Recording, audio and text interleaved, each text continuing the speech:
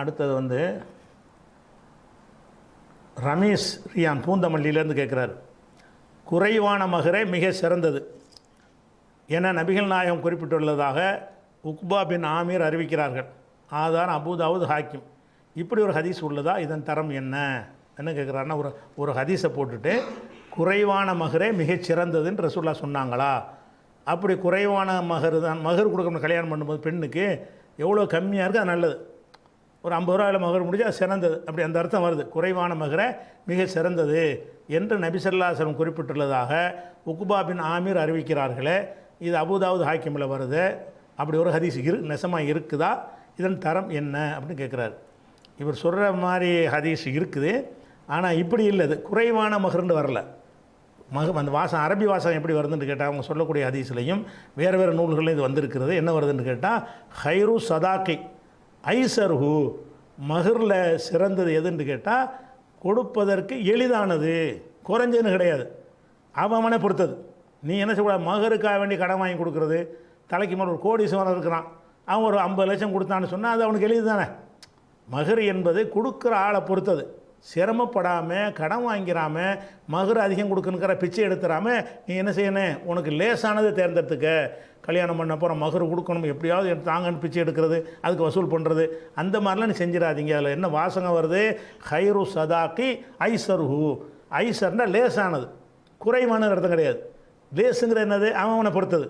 ஒருத்தன் வந்து 10,000 ரூபா தான் அவனுக்கு அவன்கிட்ட இருப்பே இருக்குன்னு சொன்னால் அவன் 1000 ரூபா கொடுக்கலாம், அது அவனுக்கு லேஸு. அவன் 10,000 ரூபா தான் வருமானம் உள்ளவன் 20,000 ரூபா மகர் கொடுத்தான்னா அது அவனுக்கு லேஸு கிடையாது. அவன் கடன் தான் வாங்கி கொடுக்கணும், பிச்சை எடுத்து தான் கொடுக்கணும். அப்போ இப்படியான ஒரு இது சிரமமானது. அப்போ ஹதீஸில் வர்றது லேசானதுன்னு வர்றத குறைவானன்னு மொழிபெடுத்திருக்காங்க தப்பாக. ஐசருங்கிறதுக்கு லேசானதுங்கிற அர்த்தமே தவிர குறைவானதுங்கிற அர்த்தம் கிடையாது. லேசானதுங்கிறது வந்து ஆளுக்கு ஆள் என்ன செய்யும், மாறுபடும். இன்னும் சொல்ல போனால் இந்த ஹதீஸ் இருக்குல்ல, நீங்கள் சொன்ன அந்த ஹதீஸு, அந்த ஹதீஸை வந்து அறிவிக்கிறார்ல, அந்த அறிவிக்கிறவர் என்ன செய்கிறாருன்னா, அறிவிச்சிட்டு அவர் கொடுத்த மகரை சொல்கிறாரு. இந்த ஹதீஸ் அவர் தான் அறிவிக்கிறார். அறிவிச்சு என்ன செய்கிறாருன்னு கேட்டால், அவருக்கு மனைவிக்கும் பிரச்சனையாச்சு. பிரச்சனையான உடனே நான் என்ன செஞ்சேன், என்னுடைய மகரை கொடுத்தேன். அந்த மகரை வந்து அந்த மனைவிக்கு கொடுத்தேன். அவங்க என்ன செஞ்சாங்கன்னா, நான் கொடுத்த அந்த மகரை இப்போ பா அத்துபி மேத்தி அல்ஃபின், 1,00,000 திர்ஹத்துக்கு அதை விற்று விட்டார்கள். ஒரு இடத்த மகராக கொடுத்துருக்கிறாரு. யார்? இந்த ஹதீஸ் அறிவிக்கிறவர். அதுலேயே குறைந்த எளிதான மகர் தான் சிறந்ததுன்னு சொல்லிவிட்டு இவர் எவ்வளோ கொடுத்துருக்கிறாரு? 1,00,000 திர்ஹம் கொடுத்துருக்காரு. 1,00,000 திர்ஹத்துக்கு அவர் கொடுத்த அந்த நிலத்தை 1,00,000 திர்ஹத்துக்கு அந்த மனைவி விற்றுட்டாங்க. 1,00,000 திர்ஹத்துக்கு ஒரு திர்ஹம்னா என்ன ரேட்டுன்னு கணக்கு பண்ணி பார்த்தீங்கன்னா, ஒரு திர்ஹம்ங்கிறது 3 கிராம். ஒரு திர்ஹம்ங்கிறது 3.11 வரும், 2.90 அப்படி 2-3 கணக்கு சொல்கிறாங்க. ஆவரேஜாக 3 கிராம். ரசூலுல்லாஹ் காலத்தில் ஒரு திர்ஹம்னு சொல்வது வந்து 3 கிராம் வெள்ளி ஒரு திர்ஹம்னு சொன்னான். அப்போ 1,00,000னா 3,00,000 கிராம். 1,00,000 திர்ஹம்னா கிராமில் எவ்வளோ ஆச்சு? 3,00,000 கிராம் ஆகிடுச்சு. 3,00,000 கிராம்னு பார்த்தீங்கன்னு சொன்னால் ஒரு கிராமுக்கு இன்றைக்கி வந்து ரேட்டு வந்து 62 ரூபா போட்டிருக்காங்க. இன்றைக்கி வந்து நெட்டில் பார்த்தீங்கன்னா ஒரு கிராம் வெள்ளியுடைய விலை எவ்வளவு? 62 ரூபா போட்டிருக்கிறாங்க. அப்போ 3 லட்சத்துக்கு ரேட்டு பார்த்தீங்கன்னா 1,86 லட்சம் ரூபாய்க்கு கொடுத்துருக்காரு மகர். இவர் எனக்கு குறைஞ்ச செலவுண்டு அறிவித்தார்னா இது குறை வரதா? வரக்கத்தான் கொடுத்துருக்கிறார். அப்போ குறைந்த செலவுண்டு கிடையாது. அவருக்கு 7ம் கொடுத்துருக்கிறார். லேசானதுன்னு அர்த்தமாக இருந்ததுனால தான் அவர் என்ன செய்கிறார், இது மாதிரி நிறைய தோட்டம் வச்சுருந்துருப்பார். ஒரு தோட்டத்தை கொடுப்பது அவருக்கு லேஸ். அப்போ லேசானதுங்கிறதுனால தான் என்ன செய்கிறாரு, இந்த ஹதீஸை சொல்லிவிட்டு அதுலேயே அந்த ஹதீஸோட ஒரு பகுதி தான் இது. எவ்வளோ கொடுத்தாரா? ஒரு இடத்த கொடுத்தாரா, இந்த மனைவி விற்றாங்க. எவ்வளோக்கு விற்றாங்கன்னா மேத்தி அல்ஃபின் 1,00,000 தீனாரா திர்ஹமான்னு வரல, நம்ம திர்ஹத்தை வச்சுக்கிடுவோம். குறைஞ்சதை 1,00,000 வெள்ளிக்காசுக்கு விற்றாங்க. 1,00,000 வெள்ளிக்காசுக்கு இன்றைய மார்க்கெட்டு மதிப்பிறகு பார்த்திங்கன்னா 1,86,2 கோடி ரூபான்னு வைங்களேன். 1,86,00,000னா நெருக்கி 2 கோடி ரூபா.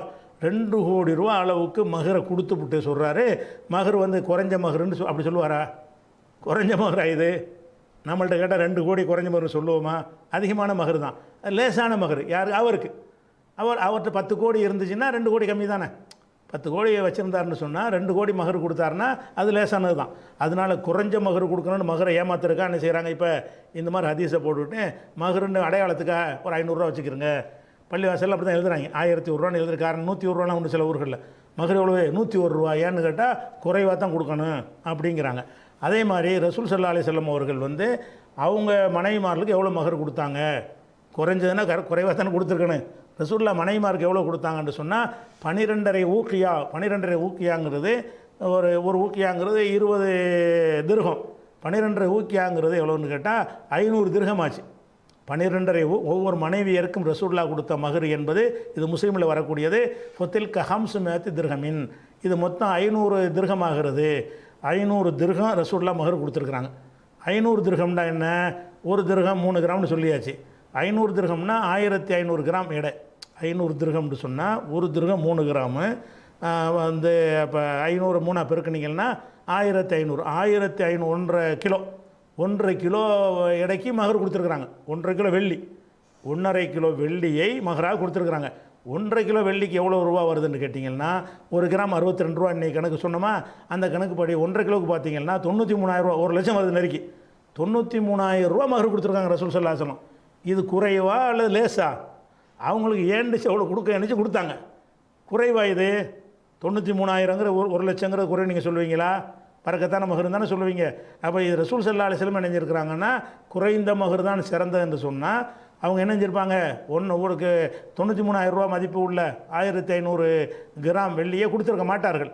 இப்போ கம்மியாக 10 கிராம் கொடுத்துருப்பாங்க, சும்மா ஃபார்மாலிட்டி ஏதாவது கொடுத்துருப்பாங்க.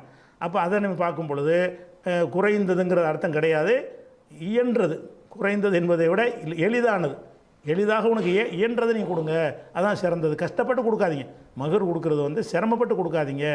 அதே மாதிரி வந்து அல்லாஹ் என்ன செய்கிறான்னு கேட்டால் 4வது அத்தியாயத்தில் 20வது வசனத்தில் சொல்கிறான், ஒயின் அரப்து முஸ்திப்தால ஜவுஜின் மக்கான ஜவுஜின். ஒரு மனைவியை கல்யாணம் பண்ணிட்டீங்க, பிடிக்கல, விவாகரத்து பண்ணிட்டீங்களா, வேற ஒரு ஆளை கல்யாணம் பண்ண போகிறீங்க. அப்படி பண்ணினீங்கன்னு சொன்னால் வாத்தைத்தும் யஹ்தாஹுன்ன ஹின்தாரன், அவருக்கு ஒரு குவியலையை நீங்கள் கொடுத்திருந்தாலும் புலா தாகுது மின் செய்யா, அதில் எந்த ஒன்றை திருப்பி கேட்காதீங்க. இப்போ குவியலை கொடுக்கலான்னு வழங்குதில்ல, கல்யாணம் பண்ணுறீங்க, ஒரு குவியல்னா என்னது? அன்லிமிட்டது. ஒரு குவிச்சு வச்சுக்கிறது, அது எவ்வளோ வேண்டாலும் இருக்கலாம். தங்கத்தை அப்படி குவிச்சு வச்சு என்ன செய்கிறது? இதை மகர்னு கொடுக்குறீங்க. அப்போ அது பல கிலோக்கள் இருக்கும். அப்போ அவ்வளோ தங்கத்தையோ வெள்ளியோ நீங்கள் கொடுத்தீங்கன்னு சொன்னால் அதை வந்து நீங்கள் திருப்பி கேட்டுறாதீங்க. திருப்பி கேட்காதீங்கிறதுக்கு இதை சொல்லப்பட்டாலும் கொடுத்துருக்குறாங்கன்னு வருதில்ல, கொடுக்கலாம்னு வருதில்ல, கொடுக்கலாம். ஒரு மகராக கொடுக்குறது வந்து ஒரு குவியலை கூட 1 கோடியை 100 கோடி கூட கொடுங்க. 1000 கோடி எல்லாம் தந்தா, 1000 கோடி எல்லாம் தந்துருந்தான்னு சொன்னால் 100 கோடி மகராக கொடுக்குற பெரிய கஷ்டமாக? கொடுத்துட்டு போங்க. அப்போ வந்து ஒரு பெண்ணு தங்களுடைய வாழ்க்கையை உங்களுக்கு அர்ப்பணிச்சுட்டு வரும்போது நல்லபடியாக கொடுக்க வேண்டியது தானே. அப்போ இயலுமானதை தான் மார்க்கம் பார்க்கும். அலல் மூசிய கதிர்ஹு அலல் முக்குத்திரி கதிர்ஹு. விவாகரத்துக்கு பிறகு அவங்களுக்கு ஈட்டு தொகை கொடுக்கறத பற்றி அல்லாஹ் பேசும் பொழுது வசதி உள்ளவன் அவனுடைய வசதிக்கு ஏற்ப கொடுக்க வேண்டும், வசதி இல்லாதவன் அதுக்கு தகுந்தவாறு கொடுக்கணும்னு அல்லாஹ் தீர்மானிச்சிருக்கிறான். அதனால் இதில் வந்து குவியலை கொடுக்கறத அனுமதிக்கிற மாதிரி 4வது அத்தியாயத்தில் 20வது வசனத்தில் என்ன? கின்தார்னா குவியல், பெருமளவுக்கு உள்ளது. பெருமளவுக்கு நீங்கள் ஒரு குவியலையே கொடுத்துருந்தாலும் சரி, அதை நீங்கள் எடுக்காதீங்க அப்படின்னு சொன்னால் கொடுக்கலாம்ங்கிற ஒரு அர்த்தம் வந்திருக்கு. அதே மாதிரி ஒரு பெண்மணி ரசூல்லாட்ட வருவாங்க, வந்து என்னுடைய கணவர் நல்ல கணவராக இருக்குது, எனக்கு பிடிக்கல, நான் விவாகரத்து பண்ணணும் அப்படிங்கிறாங்க. அப்போ எல்லாத்தையும் விசாரிச்சுட்டு உனக்கு மகரா என்ன கொடுத்தாங்கன்னு கேட்டு கண்டுபிடிச்சிக்கிட்டாங்க. பிடிச்சி என்ன செய்கிறாங்கன்னா, இப்போ தருத்தீனாலே ஹதீகத்தஹு, அவர் தந்த தோட்டம் இருக்குல்ல அதை திருப்பி கொடுத்துருக்கியாங்கிறாங்க. தோட்டங்கிறது குறைவானதா? ஒரு தோட்டம்னா என்ன இருக்கும்? அது 100கணக்கான மரங்கள் இருக்கும், அது பல அளவுக்கு உள்ள பல சதுர அடிகள் நிலப்பரப்பு கொண்டதாக இருக்கும், அதில் கிணறு கட்டி அதில் குட்டையெல்லாம் இருக்கும், பல விஷயங்கள் வசதிகள் உள்ளது. அது பல லட்சங்களுக்கு என்ன செய்யும் போகும். அப்போ அதை மகர அவர் கொடுத்துருக்கிறார். அப்போது கணவரை வேணாங்கிறீங்கள, நீ தானே வேணாங்கிற, வாங்கினது கொடுத்துரு. வேணான்னு நீ சொல்வாயானால் நீ வாங்கின மகர் என்ன செஞ்சிரு? திருப்பி கொடுத்துட்றியா? கொடுத்துட்றேன். வாங்கி கொடுத்துட்டாங்க. அப்போ அந்த தோட்டத்தை மகராக கொடுத்துருக்கான்னு விளங்குதில்ல, கொடுத்து அது வந்து ஒரு விஷயம். அதனால் அந்த கணக்கு கிடையாது. அதே மாதிரி வந்து இவர் அப்துல் ரஹ்மான் பின் அவுஃப் கல்யாணம் பண்ணிட்டு வருவார், நறுமணம் பூசிகிட்டு இருப்பார். என்னப்பா என்ன வாசம் மனமாக இருக்கிறிய, எனக்கு கல்யாணம் ஆச்சு அப்படியான்னு சொல்லிட்டு என்ன மகரா கொடுத்தேன்னு கேட்குறாங்க. 2049 புகாரி. என்ன மகரா கொடுத்த? அவர் என்ன செய்கிறாருன்னு கேட்டால், ஒரு நவாத்துன்னு சொன்னால் ஒரு 5 கிராம் உடைய தங்கத்துக்கு நவாத்தும்பாங்க, 5 கிராம் பேரிச்சங்கொட்டையும்பாங்க. அது கிராமில் சொன்னால் 5 கிராம். 5 கிராம் தங்கத்துக்கு நான் வந்து மகரா கொடுத்தேன். 5 கிராம் தங்கம் என்ன ரேட்டு? 1 கிராம் தங்கம் வந்து 4650 ரூபா இன்றைக்கி ரேட்டுக்கு. இன்றைக்கி மார்க்கெட்டில் பார்த்திங்கன்னா 4650 ரூபா வருது 1 கிராமுக்கு. அப்போ வந்து 5 கிராம்னா 5 திர்ஹம், 5 திர்ஹம்னு சொன்னால் 15 கிராம் ஆயிரும். 5 திர்ஹம்னு சொன்னால் 15 கிராம் கணக்குடைய வந்துடும். 15 கிராமுக்கு எவ்வளோ ரேட்டு பார்த்தீங்கன்னா 69,750, அது 70,000 ரூபா வந்துடுது. அப்போ அவர் என்ன ஆரம்ப கட்டம் பணக்காரர் ஆவலை அப்போ தான் வியாபாரத்தை ஆரம்பிக்கிறார் அப்துல் ரஹ்மான் பின் அவுஃப். அதுக்கு பிறகு பெரிய கோடீஸ்வரன் ஆகிட்டார். அந்த நேரத்தில் என்ன செய்கிறாரு, மகர் முடிஞ்ச அளவுக்கு மகர் கொடுக்கணும்னு அவர் சக்திக்கு என்ன செய்கிறது, இது ஏன்றது 69,000 ரூபா மதிப்புள்ள கொடுத்துருக்காருன்னு வருது. அதனால் குறைந்த மகர் என்று மார்க்கத்தில் கிடையாது. மகர் என்பதெல்லாம் கொடுக்குறவனுடைய சக்தியை பொறுத்த ஒரு விஷயம். சக்தியை பொறுத்து என்ன செய்யணும், நல்லபடியாக கொடுக்கணும், மனசார கொடுக்கணும்.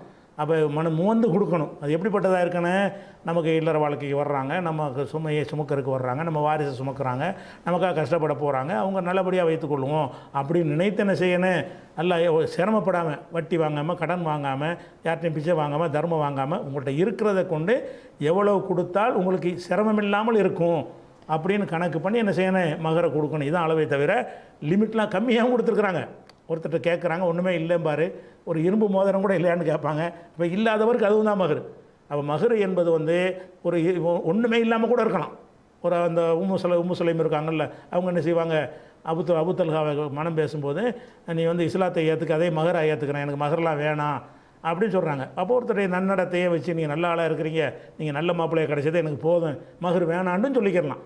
வேணும்னா வாங்கிக்கிடலாம், கம்மியாக வாங்கிக்கிடலாம். அது இவங்க சைடில் உள்ளது. இவன் சைடில் உள்ளது என்னென்னு கேட்டால் சிரமம் இல்லாமல் பார்த்துக்கணும்.